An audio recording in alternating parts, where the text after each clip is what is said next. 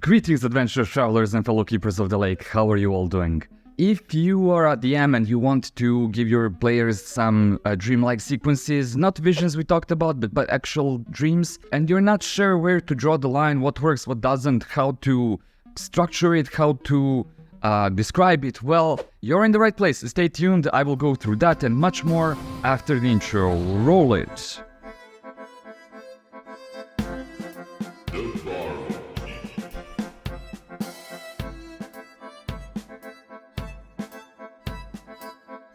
So, if you haven't watched the previous video about visions, I'm going to kind of build on top of that in this one, so I strongly recommend watching it, although you don't really have to, but I'm gonna make a lot of references to it. Still, I think you can get a lot of things from this video on its own as well. One thing that I mentioned in that video is that I categorize all visual discrepancies, out-of-body experiences as visions, dreams, and hallucinations. So visions I categorize as these very vivid, wild, sometimes disorienting experiences that last around 2 to 3 minutes, maximum 5, and that strip the player of agency. So those are the visions where you, and I give this example a lot, you touch an ancient artifact and you have almost a divine montage of like some godlike beings doing some godlike stuff. So that would be a vision. What's the difference between a vision and the dream is that the dream is more grounded.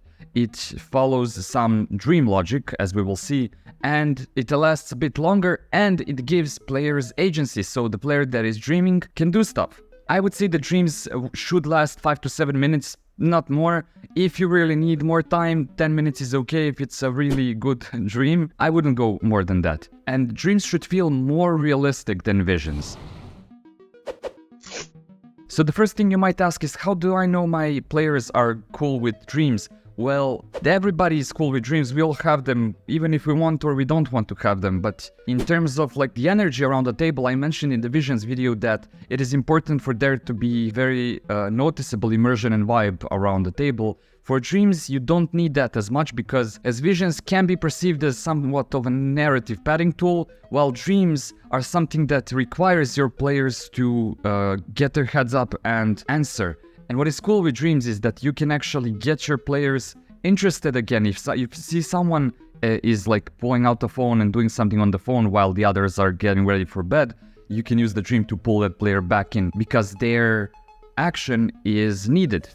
So what is the purpose of a dream?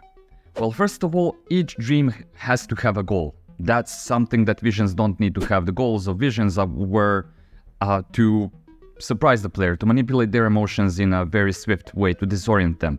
More on that in that video. For dreams, it is mostly to transfer information. Sometimes you're focusing on the nature of obstacles or foreshadowing something that will happen. You're putting a puzzle in front of a player. If you think about it, every dream is sort of a mystery or a puzzle. When we're talking about real world, you're dreaming something. That dream has some discrepancies. Those discrepancies came out of your subconscious mind, which means they are a mystery.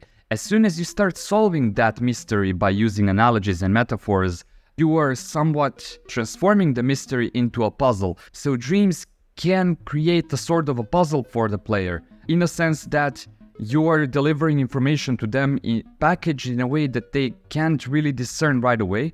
Sometimes it will be very direct. For example, if there is an entity or a god or another NPC that is trying through magic or whatever to communicate with that player, that's all right. That is direct form of communication. But if you go into more of a dreamlike landscape, you will twist it a bit, if that's the right word.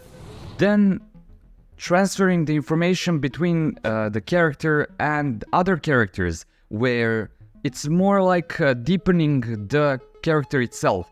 Having a big moral question that the player has to solve or think about, or a dream that is somehow connected to their backstory, and it deepens the character itself. In that way communicates to other players and the player who is playing that character as well, a bit more about the personality of the dreaming character. Now, I mentioned foreshadowing as type of like a mystery puzzle thing. Well, foreshadowing dreams should always be vague, very vague, but we will talk about that. I want to make it clear that I'm not doing prophecies here. So prophecies are something that I stay away from because I plan one session at a time. I am not ready for the commitment of having a prophecy that will turn out to be true, I don't know, 15 sessions down the line. Most of the time, if I do like just a brain fart type of dream or a vision, I would write it down, and sometimes maybe I say, ooh, it was connected to that vision. You remember that one thing? It's not that you're creating plot in the future and then referencing it now. You're making a random vision now and referencing it in the future. So it goes the other way around. And I think that's how it works the best. I don't think having predictions in our hobby works for a lot of us.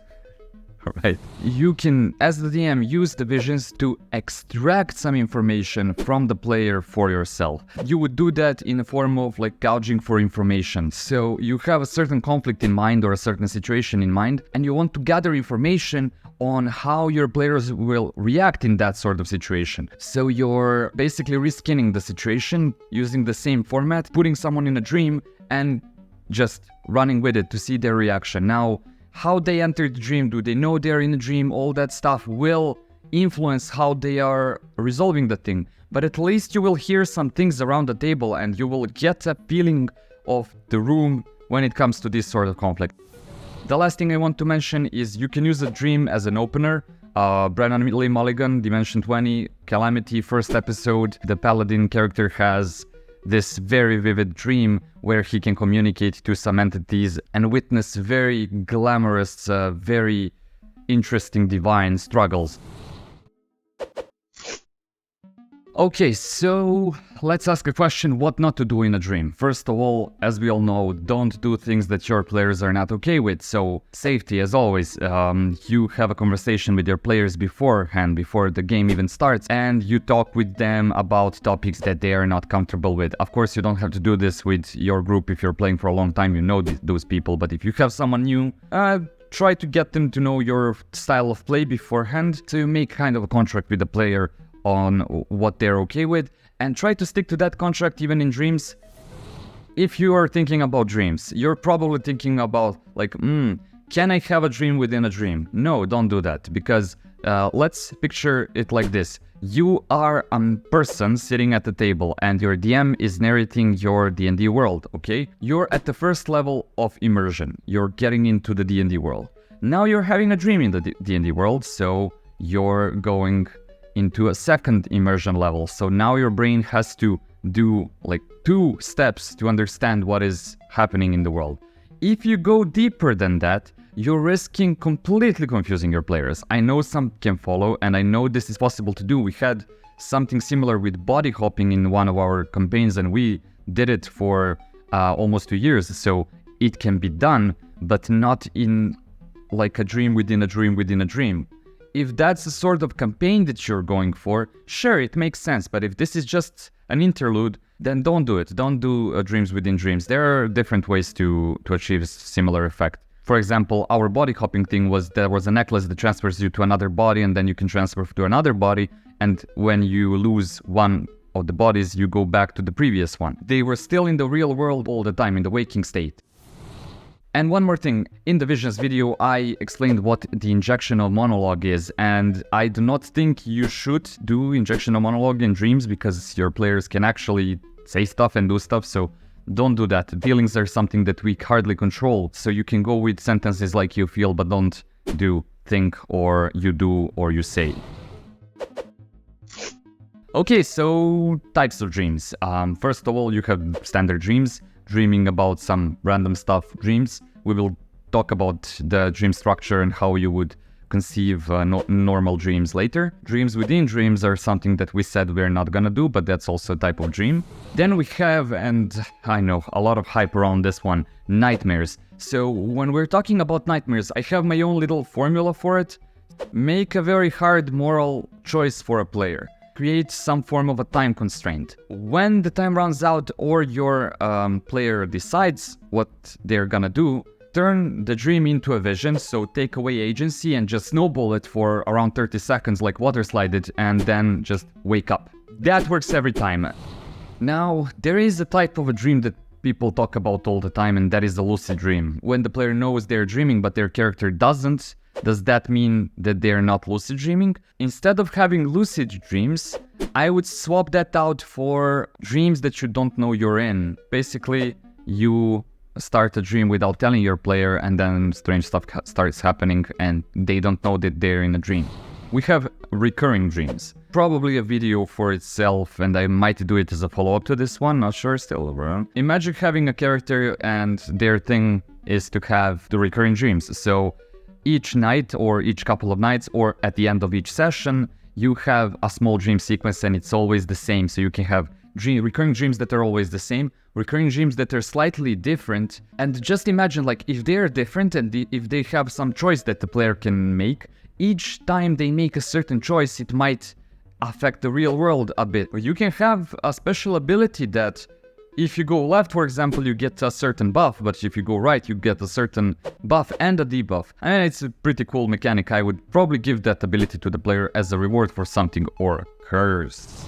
Then we have shared dreams. In its most basic form, you have when all the characters are in a dream together. And this is something that our DM did last week after a successful mission. We went to bed. We appeared in a landscape that is like an infinite valley of grasslands, and there is a city in the distance that is so far away that no matter how much you're walking, you can never reach it. And there are these stone pillars with names of the dead written on them everywhere. The sky is black, but everything is lit like it's daytime. Bonus points if that rings a bell. So we were all there and we couldn't remember anything from the real world. We were just sure that between us we are friends, we are companions, but we didn't really know how we met. We continued forward and then some stuff happened. That was a shared dream experience, and when we woke up, all our characters remembered the same dream. Another thing where you can use recurring dreams and shared dreams is for one character to have a recurring dream each night and have a certain thing happen to them, and then after, I don't know, 10 sessions, 5 sessions, whatever, you give that dream to someone else in the party. Like a virus hopping from one person to the other, you can have different people in the party have the same dream with like slight symbolism changed or with a different choice they can make. And then there is a question of, if you can dream other people's dreams, can you dream NPCs' dreams? Can you see yourself in their shoes and be them in their dream? Do you have agency by doing that? How does that affect NPCs' livelihood? How it affects their psyche? Are you just seeing them in their dream from a third person? Are you being an NPC in the NPC's dream? Like, those sorts of questions are very fascinating. Think about it. Play around with the idea of who is the main character in the dream story. There are also continuous dreams, which are like a TV show. Basically, you have a dream that is having some sort of continuation in between dreaming states. Doesn't need to be like a show. You can have just one thing, like the recurring dream thing, where something that you do in this one affects something in the next one. That sort of thing. And the last one is false awakening dreams. I wouldn't really say those are dreams. I would say those are dreams within dreams. We already said that we're not gonna do that. You can do it for like jump scares when they wake up, but they still see something strange and then they wake up for real. It's a cool trick in horror, but it doesn't add anything to the story or the player. It's a matter of taste.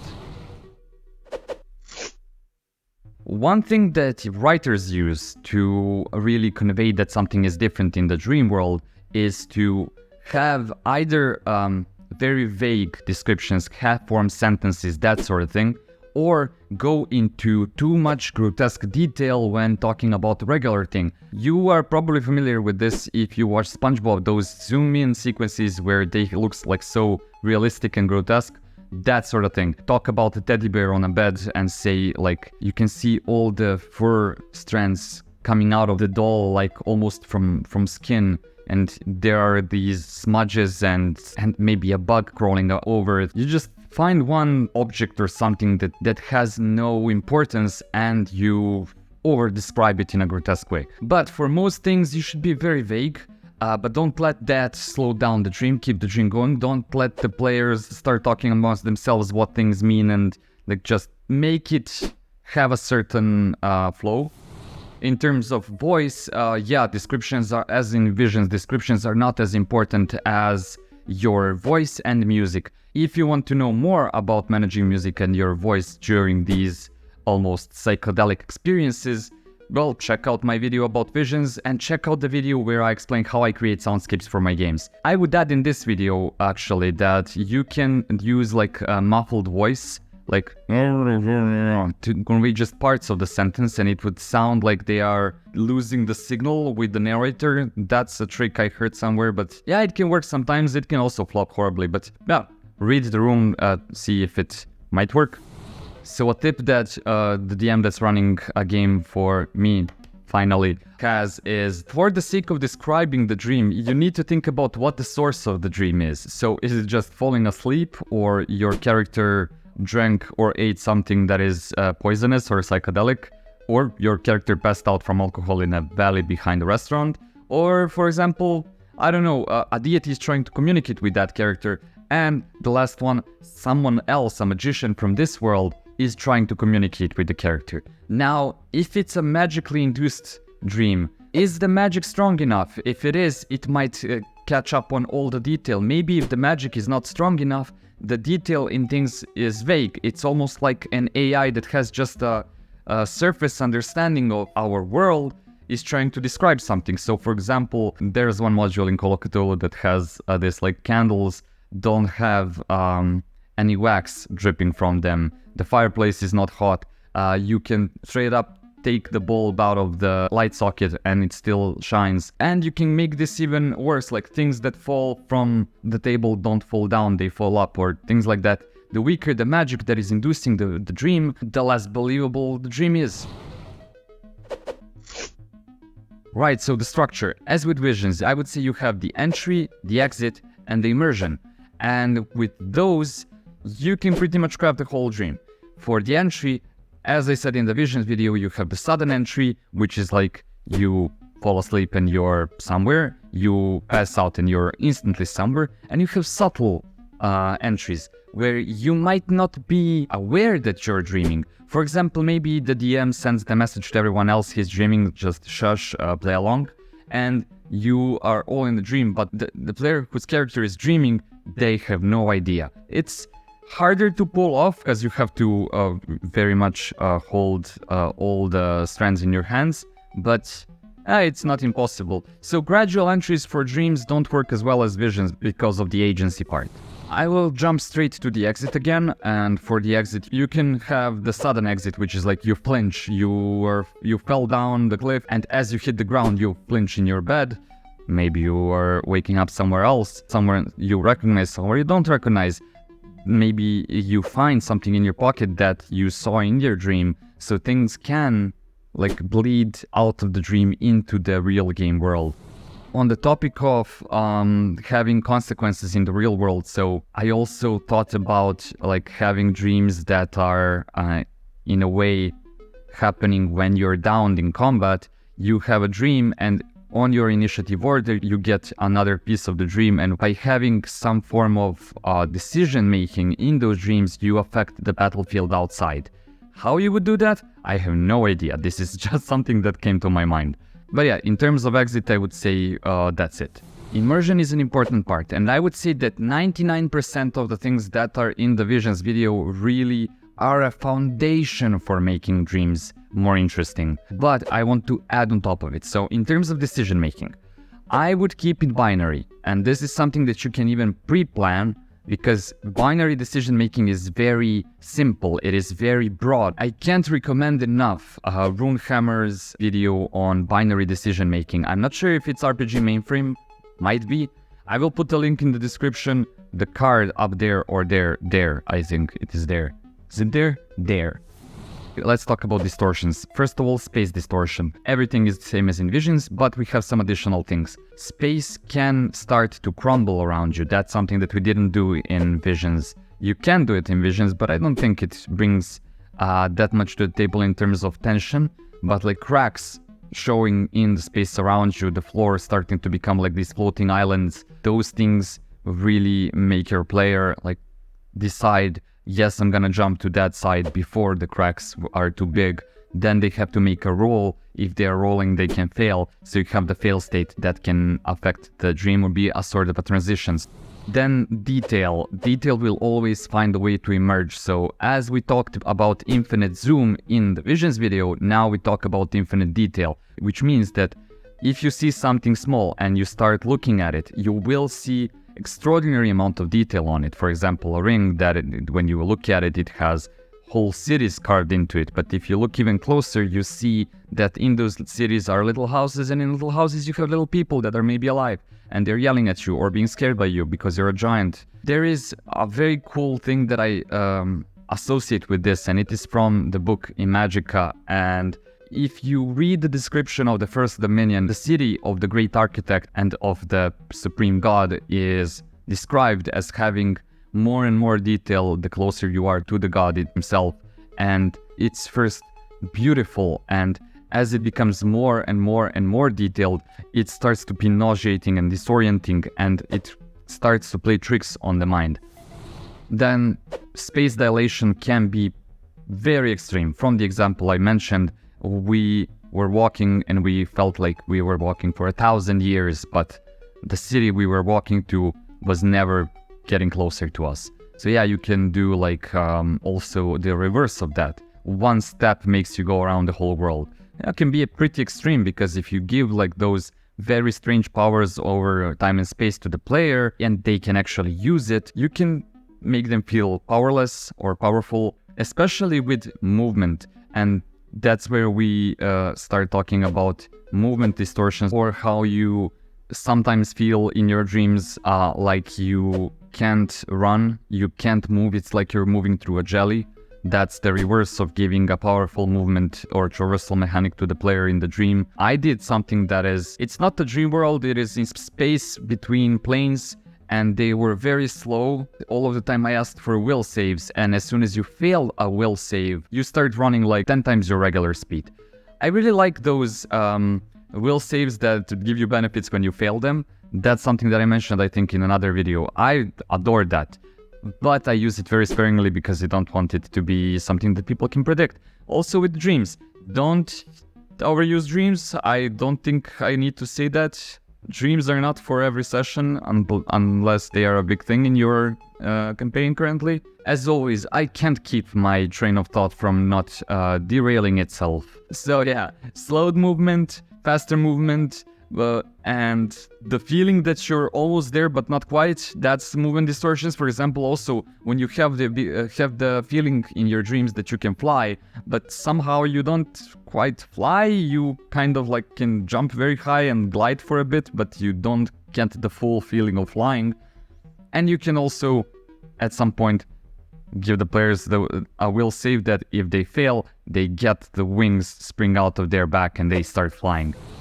Then mind bending. I would say the biggest thing in mind bending is changing the memories of the character, and I think to do this you need players that are a bit more experienced so that they roleplay off of it. The easiest thing is you don't remember X or Y, and in our example we had no memory of what was happening before the dream or how we met each other. We just had the feeling that we know each other, and that's the feeling part, right? So erasing memories is easier than modifying memories for players to role play off of. Then mind bending could also be if you feel you're someone else or you embody a certain NPC and all that dream sharing with the NPC thing. I would classify that as mind bending.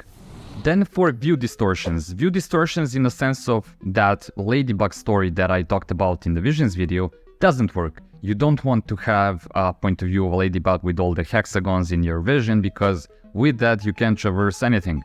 Especially you can't visualize that for a prolonged period of time. So which types of vision distortions are we talking about here? Well, colors can change, as always. Other senses can change as well. I don't think I have a dedicated senses part of the video. Yeah, you can play around with senses. I think everything that I said in the vision video applies here as well. But you can see yourself from the third person doing the thing that you did 5 minutes ago in your dream. Or you can see yourself sleeping like open a random door and see yourself sleeping. You can also, as a DM, add fog around things, describe how wherever they go, they're going through a thick fog, like fog of war basically. And with that fog and lighting, you can create some pretty cool atmosphere. Then time distortions. Time distortions, I would say everything I mentioned so far in the last video still holds, so slow motion and time freezing, but I don't think time lapses work. Maybe as a backdrop, but I think it would just cause confusion and noise in your head, so don't do time lapses. What I noticed is very horrifying to people is the idea of dilated perception of time in a dream or an altered state. There is a myth of a drug that when you consume it, you can live a whole life inside your trip, and when you become sober, you just die in that world and wake up here, and you're kind of like very disoriented because you remember you're having children and the wife and everyone, and you come back here and you're just a 21-year-old screwing around on a party or something. And of course, I'm mentioning altered states, but I'm not talking about hallucinations here. As usual, hallucinations will probably be the next video, but I don't promise anything. Check the playlist, if it's there, it's there. We also had this experience in our game, as I mentioned, on Sunday, where we felt like 1,000 years have passed while we were trying to hike to that city. And I would kind of make it a choice. If players decide to spend thousands of years in a dream, I would maybe do like a temporary ability score damage or something like that. Find a way to debuff them when they wake up, because that was a very traumatic experience. But for you to do that, it has to be a consequence of their actions. It can't be just, wow, you hiked for 1,000 years, now you're brain dead. And the last thing is communicating with a being, an entity. An entity can be something that invoked the dream. It can be something that's just appearing in your dream or siphoning your dream, eating your dream, consuming your dream, controlling your dream. The fake creature, the Patreon god, and I'm not gonna go into communicating with your Patreon god. That's something that most of the DMs kind of tried, and how to roleplay a god is a totally different topic that I might go into. Still, communication with whatever is trying to communicate with you in a dream is a good way to create story around a certain, for example, entity, a wizard that is invoking those dreams for you. At first you think it's a god, then as you're progressing through your campaign, you find out there's this one wizard that's basically trolling you. So trying to get you to do something for them. And they don't even know you, they just found you on, like, you were on their dreams radar, so they just like nuked you. Everything else still holds from the Visions video. And the last thing I want to mention is it's not that I forgot about symbols and archetypes in Visions, but a good place to start is to look like into the religion of your world, look at some like magical symbols, look at some maybe archetypes of the collective subconscious from the real world, some Jung's classification. Sprinkle the symbols, the religious symbols, the cultural symbols, some maybe tarot symbols, archetypes into your dreams if you want to make them like feel more mystical in a way. For sure, archetypes are something we share an understanding of beyond culture and religion, something that's uniformly same for all humans on Earth. If you have some interesting stories about dreams that you invoked, dream sequences that you've seen in movies, in video games, in your D&D games, please write them in the comments. I really like to get inspiration for these things, and if we can get a lot of things going in the comments, we can maybe have a follow-up video, we can maybe read them out loud and just like comment on them, things like that. Maybe we do it live for the 500 subscriber count. Oh my god, what time is it? Why didn't my alarm go off? Probably super late. Should get to the studio as soon as possible, film the video. I can do the edit in a couple of days and then release it before the end of the week, and then I can start prepping the game, and I should really get some breakfast.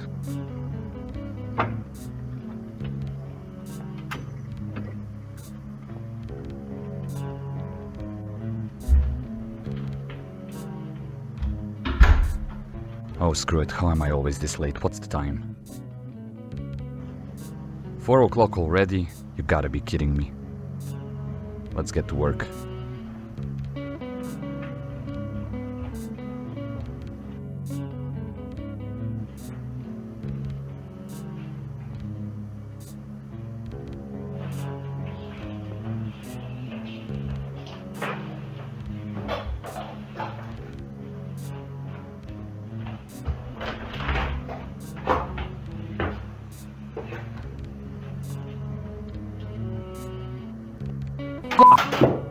Okay, deep breath in. Things like this happen.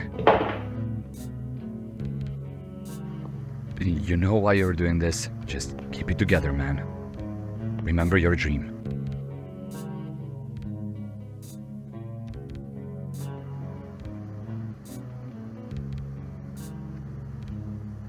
Okay.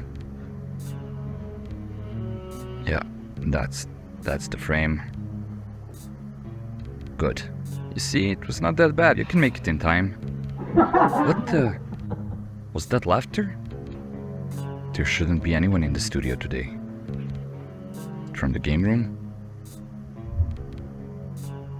Oh.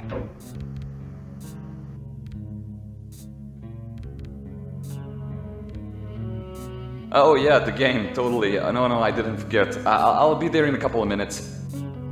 How are they here now? Did you forget something? Is it our game day? Sunday? Let me check. Damn it. It is Sunday. Oh my god, I forgot about the game. How could I? I did this the last time as well, didn't I?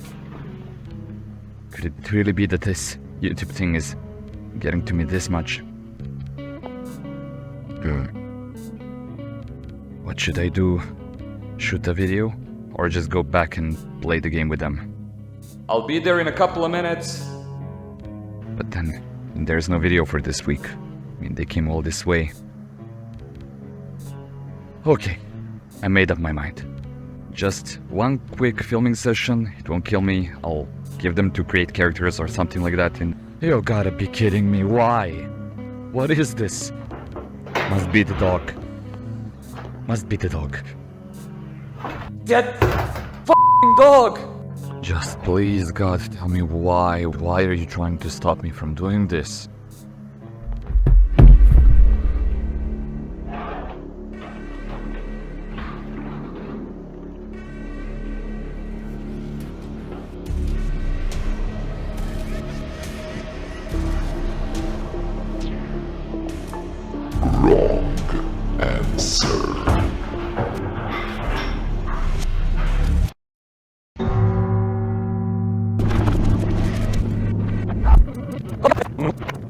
You know what? Screw YouTube. These amazing game nights with my gang are the sole reason why I even started it. Hey guys, how are you? Anyone want beer, coffee? I have a great game prepared for you. Are those new dice? Amazing set. And that's all for today, folks. That's In With the Dragon, amazing stuff. You were all wonderful. Thank you for coming. Fairies, now you fairies help you. The key to your success is following your heart.